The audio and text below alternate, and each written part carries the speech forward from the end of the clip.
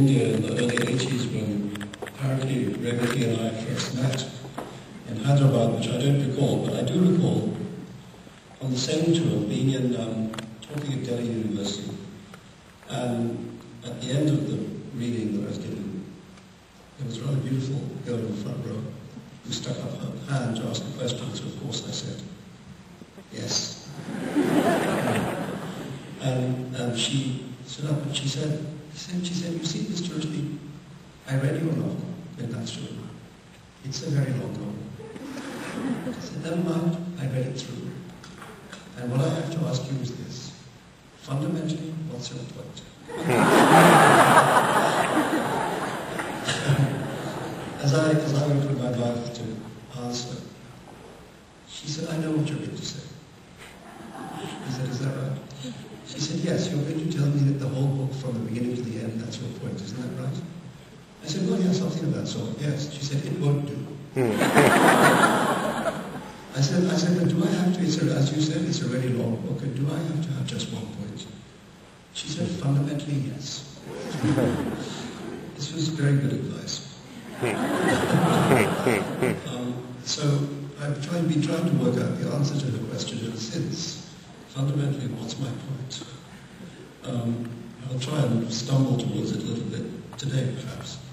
I just wanted to say it's very nice of you all to come out in such numbers to listen to a writer speak. There is no reason why writers should be able to do this. And in about 45 minutes or so, you may agree.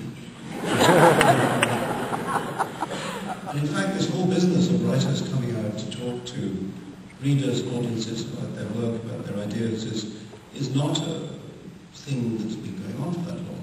It's a relatively recent 19th century phenomenon. If not invented by Charles Dickens, then certainly enormously popularized by him. He was good at inventing things. One of his other inventions, Christmas, seemed to catch on. And he also essentially invented the modern idea of the lecture tour. And he would travel around, mostly in America, because he was paid more money in America, like that. And he would give performances which were kind of like greatest hits performances of his work. He would enact scenes from his books and do all the different characters and the different voices, including all the female characters. And according to reports, his performance of the death of Little Nell was particularly touching, and nobody seemed to feel that his beard in any way lessened the impact of the scene. And in fact, it's probably the case that all this work that he did on these lecture tours, where he undertook very, very heavy schedules, probably contributed to his death, because the last tour he did in America left him in very poor health.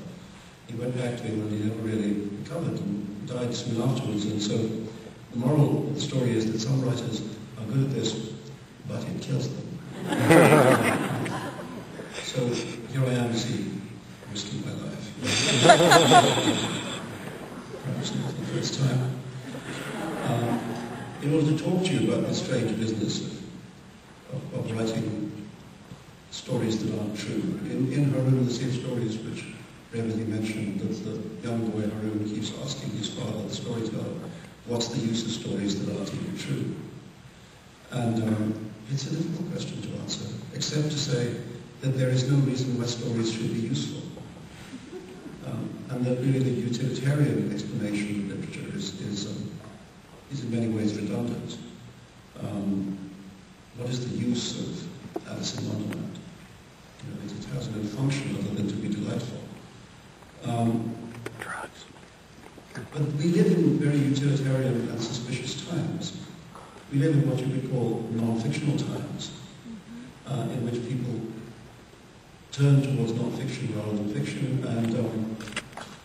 and this is perhaps not surprising given how the non-fictional times we live in have become so surrealist as to be a good deal stranger than most fiction. So I see you've noticed how strange things are lately. The way I think about it is that what's happening these days is that through the surface of what we might call naturalistic or real life, through the ordinary banal surface of real life. They keep bursting out strange, improbable growths, which I have come to call bushes. Oh, goodness. And everyone has to make sense of them. They really defy even the most bizarre imagination. A little horticultural metaphor. As Dorothy Parker once said, you can lead a horticulture, but you cannot make her think. Discuss what it means to live out bushes.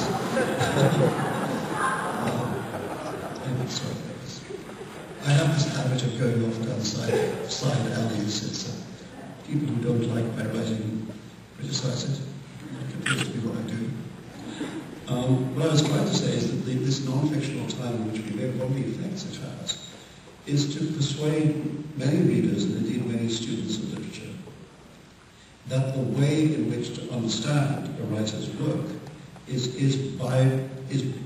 through the writer's life. The more you understand about the writer's life, the better you understand about his work. And indeed, that in many cases people suspect that the work is autobiography in disguise.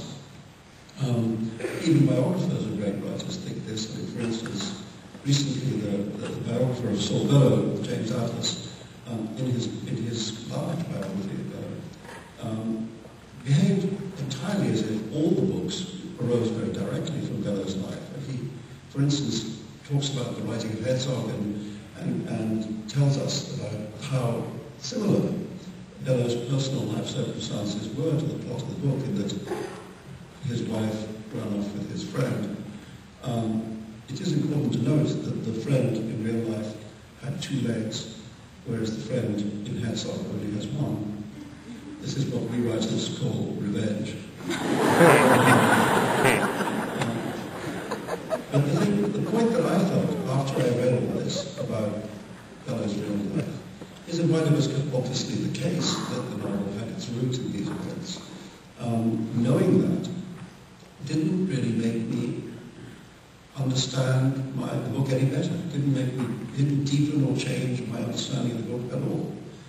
And I began to feel then, and have come to feel more and more ever since, that this idea that the writer's life is the explanation of the work is an idea which needs to be resisted somewhat, particularly in an age when it's so prevalent. Nabokov was not a paedophile, even though he wrote a novel about one. There is a tendency to assume that he must have had some weird ideas about young girls, but actually he did this odd thing called making it up. I've suffered from this a bit myself. My novel Fury is about a person of about my age who, like me, is of Indian origin and who, like me, came to live in New York. Was assumed by just about every critic to be autobiographical. And when I tried to point out to people that the character in the novel is really quite a tormented character, a person who has been sexually abused as a child, who becomes capable of acts of dreadful violence which he can't understand or control, who almost knifes to death his sleeping wife and small child, and who begins to fear that during curious mental blackouts that he has, that he may in fact be responsible for a series of serial murders that are taking place in New York. It was very hard for this novel to be called autobiographical. And when I pointed this out, journalists would sigh as if I'd said something improper. And this led me to believe that, the most commonly asked question of any writer these days, I think most writers would tell you, the most commonly asked question when they publish a new book is how autobiographical is it? And there is no right or wrong answer to this question. I'll tell you the wrong answer. The wrong answer is, well, it's not very autobiographical, or maybe it is a bit, but I kind of changed everything around. Then there were things that happened to other people, things that I read about in newspapers, and I used a bit of that, and I changed people's names and make it different, and, it's fiction. This has the merit of being true, but it's the wrong answer. The right answer is, it's completely autobiographical.